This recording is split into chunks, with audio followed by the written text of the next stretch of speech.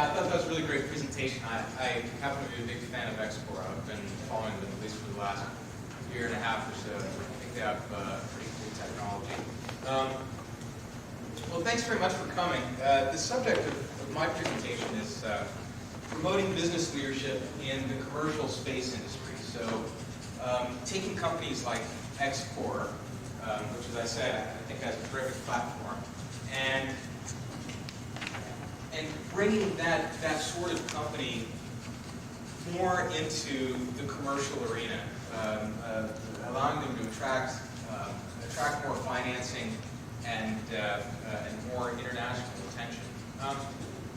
So I'm hoping to make this session more of a discussion than just a presentation. So we'll have a Q&A at the end, but if you guys have questions during the presentation, just please go ahead and stop me. Really, the point of this is to take the topic into the space industry and get it on the agenda of promoting business leadership in the industry. Well, I should tell you briefly what I do. I'm an industry analyst at Frost & Sullivan. My name is Karim, and we help our clients to enter markets and to create new markets. My focus is on space and communications. Okay, so I'm going to try to keep this to under 20 minutes, which I think we'll be able to do. Thank you. And then, as I said, we'll have some Q&A at the end. Okay, so discussion points. First, just some general observations, things that I've noticed in the last few years, that my colleagues at Frost have noticed in the last few years about how space businesses are conducting themselves, what investors find attractive about them, what they still need to do to attract capital and to get more notice.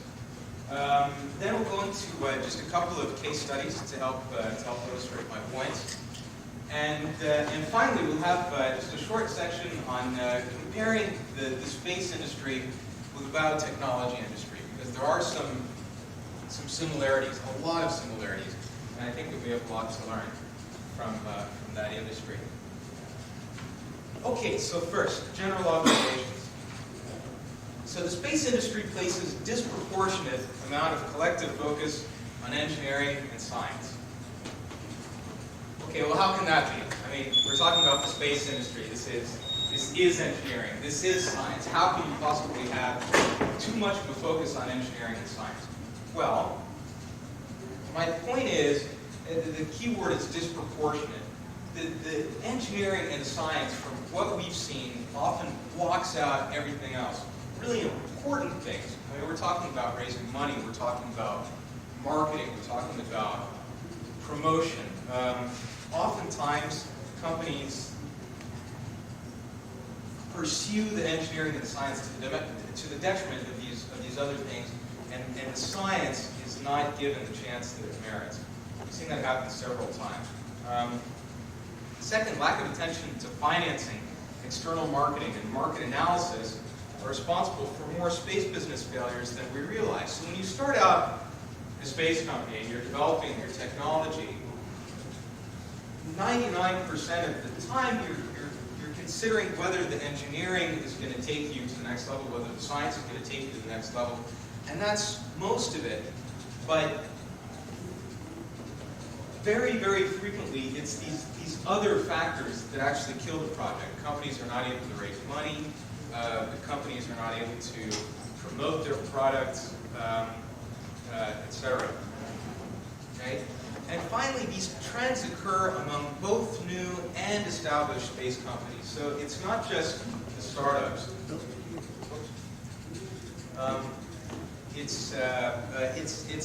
It's also companies that have been around for 10 or 20 years and that are still making large revenue streams.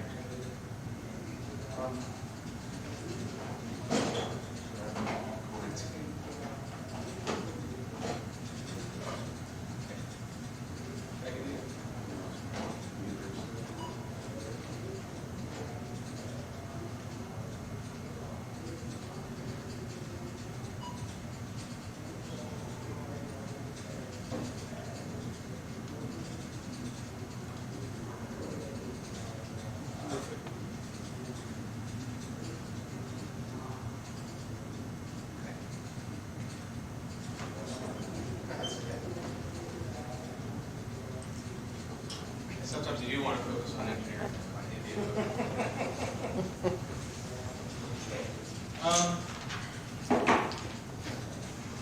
Any questions so far about those general points? I said that I'd get into specific examples. Okay, so case studies. All right. First, a few years back, we worked for a telecom equipment manufacturer that came up with a rural communication solution. Really, really great idea. I was heavily involved in this project, and they did have a good solution that addressed some serious needs. Their equipment design was very solid. This was a very, very experienced company that knew how to design telecom equipment. There was certainly nothing wrong with the equipment. It worked well, it worked under difficult conditions as it needed to, and that was all fine.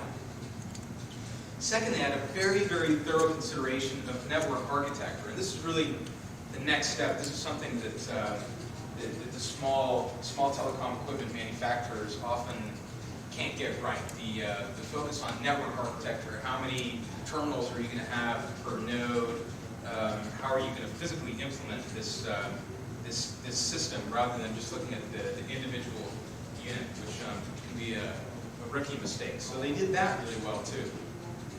There's dangerously little attention paid to marketing. It was surprising to me that this company had put so much energy into the technical aspects and then had a surprisingly small amount of attention paid to marketing, considering what they put in already on all the other factors. And it suggested to me that the mentality of the group that was working on this, and again, it was an excellent solution, the mentality was such that they were trained to think that engineering could overcome any problem. You have a problem, it's okay, look at the physical aspects of the problem and try to find a solution that way. Well, it can't solve everything. It can't raise you money. It can't promote your product. And these are more prosaic but important business skills that are required to take a solution to the next level, no matter how well thought out it is. Okay. Second case study: launch services provider. Again, this company had come up with really a fantastic launch system. I'd even call it revolutionary. They were not just stuck in their company offices developing this thing. They went to the trouble of understanding the demand through us, understanding the demand for specific technical requirements. Okay.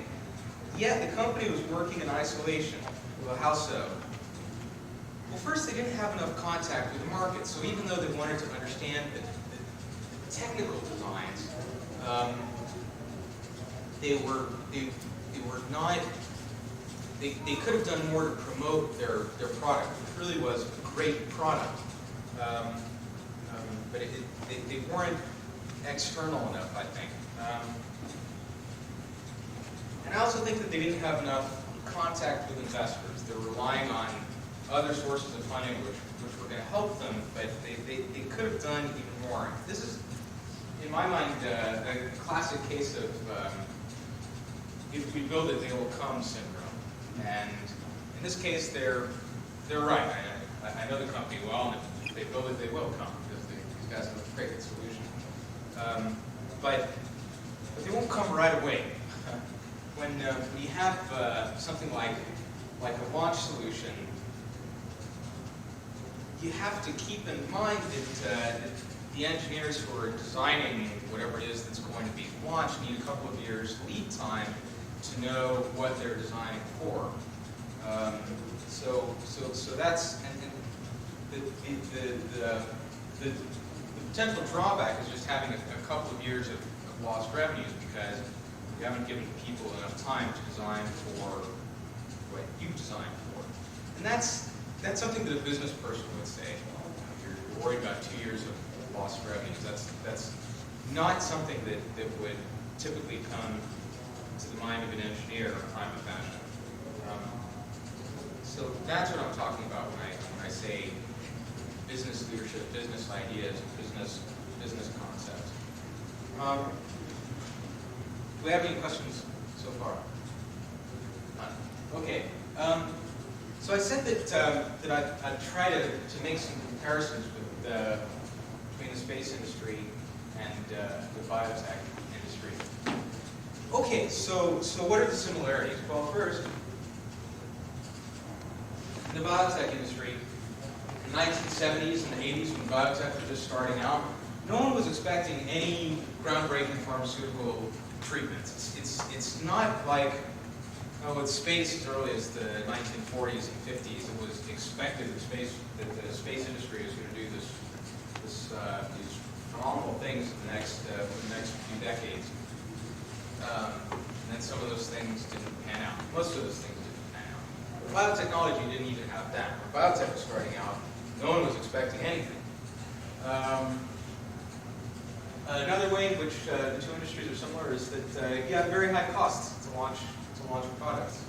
In order to launch a new drug, you require tens of millions of dollars at least, and long lead times. So in the space industry, it's because of reasons we don't know. In the biotech industry, it's because of the regulatory process. It takes easily 10 years to get a drug out to market from the time you conceive of the product. So it's very highly regulated, as is the space industry. So that's where the similarities are.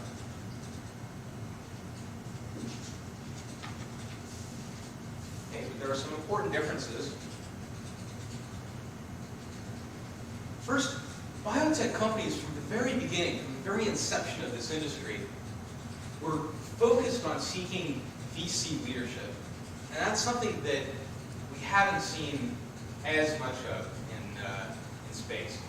It's a chicken and egg question. I think a lot of space companies would say, yeah, well, it's not as easy to attract VC for space companies. It was just as difficult for biotech companies to attract VC when biotech was starting out. Yes, go ahead. Do you mean Viet Cong leadership or venture capital? No, the Viet Cong hasn't financed anything for decades, but... I was just wondering. That was the first thing that popped into my mind when you said VC. But the venture capitalists still do. Okay. Thanks for the clarification.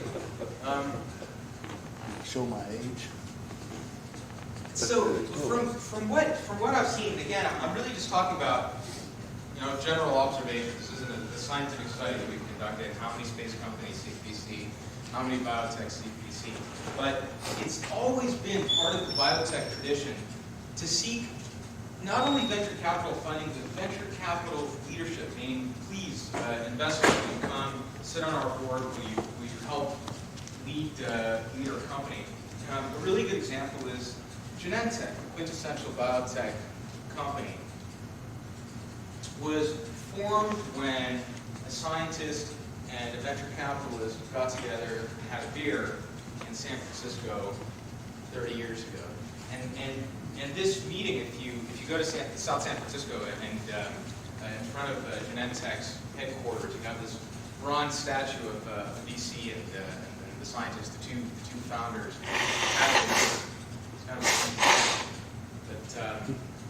But just the idea that this to Genentech was the founding of the company shows how, as I'm saying from the very beginning, this was the concept to get leaders from outside.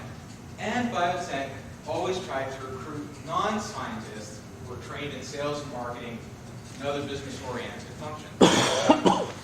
So that's a little bit of an unfair comparison with the space industry because these biotech companies only started doing this once they really had or were about to have products on the market. But you find many space companies who are in this position today, even if they're not on the cusp of making revenues of hundreds of millions of dollars. You have space companies that do have products that are available or are about to have products available. And many of these companies, I think, could really benefit from business professionals with non-scientific, non-engineering backgrounds. I couldn't resist but to put this quote in the presentation. One of the early problems we found was the lack of good business people in these companies. The investment opportunities were so science-driven that the absence of business made it tough to support investing. That's from Jim Blair, who worked with Rothschild Incorporated. And Jim Blair actually went on to be a very, very important participant in biotech.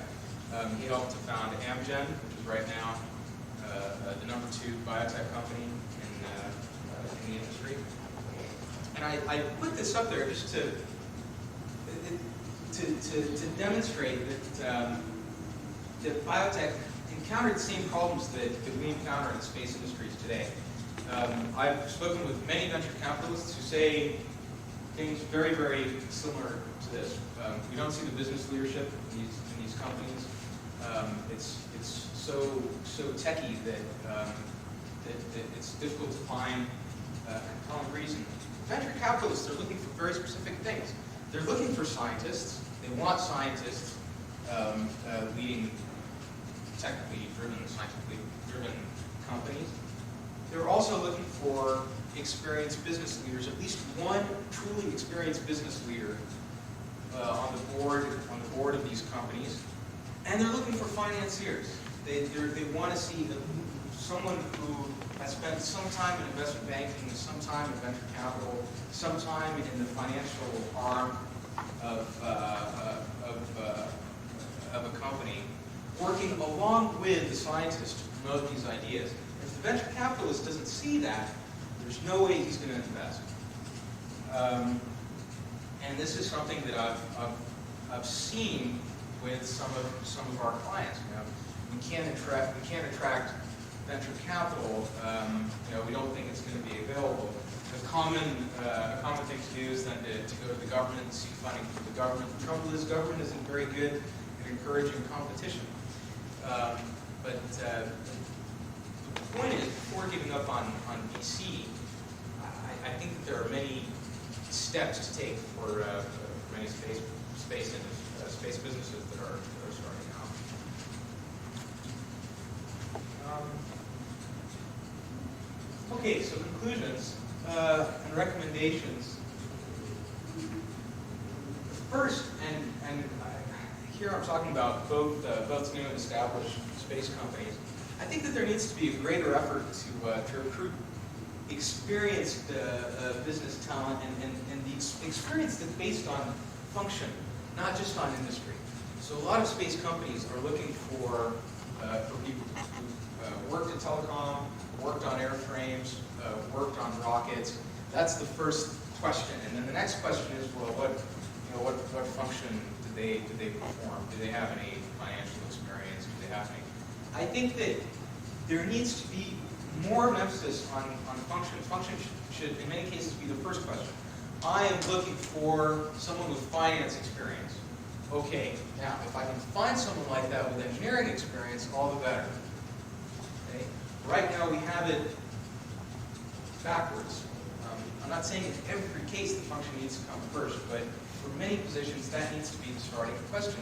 Right now, we have, in space companies across the board, we have engineers who do finance, we have engineers who do management, we have engineers who do marketing, we have engineers who do engineering. And I think that we need to expand our horizons just a little bit if we're going to push this industry to the next level. Second, we need to start increasing our presence on MBA campuses. Okay? Now, here I'm talking more to the established space companies, the Intelsats and Alcatels and Boeings. They're there, but they could be there in a much more robust fashion than they are right now. This was important to biotech back in the early days. Okay? And it depends how early you're talking about. I mean, a Genentech with 50 employees working in a warehouse wasn't necessarily looking for Harvard MBAs who wanted to pay a lot more than they could afford. But it was on the forefront of their minds. We want to recruit this type of business talent as soon as we can. And that's what I think the space industry needs to focus more on today. And finally, I think that there needs to be more of a focus on product promotion and marketing. Export is a really good example of this. Export. We don't do enough, we do too much. No, you do quite a lot. Export is always in the papers. Export is at the trade shows. For those of you who were in the last session, you've seen the videos. That's the sort of promotion that I think is necessary to attract attention to an industry that is still in the development stage. Okay. So that's my email, my phone number. As I said, I'm really trying to promote discussion here. So what comments do we have or questions?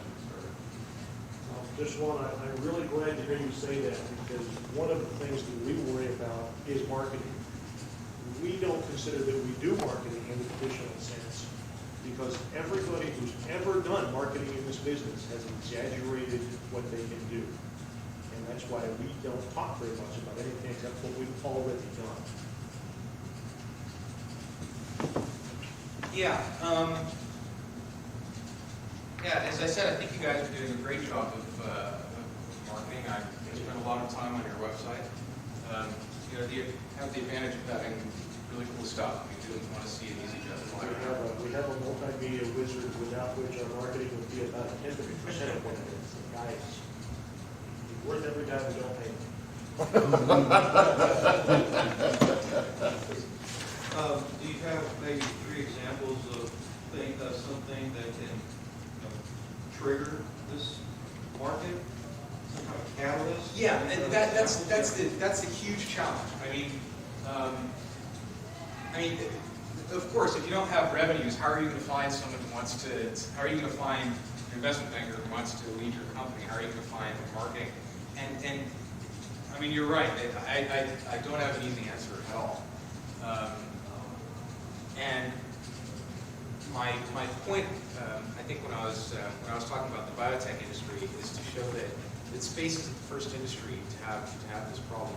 I mean, I tell you, biotech was having exactly the same challenges. It seems that because you don't have to spend hundreds of millions launching something into launching a petri dish into space in order to study it, we get the sense that, well, but biotech is a lot like software. You can just start out with a couple of guys in a garage. So they really had it easy. It's not easy at all. I mean, these guys had and still have 10-year lead times before they can generate any revenues. The best that they can do they can't do anything with a couple of guys in the garage. So comparing to biotech, what stage is it in relative to biotech? We're not in the same place with biotech, so what stage are we in? Are we in early? Pre-early stages of biotech? Or? Well, it depends, because it's, of course, a bit of an artificial comparison, because you have space industries at all. I mean, you have Intelsat, that's older than I am, and you have companies like Export, which are really on the cutting edge. So,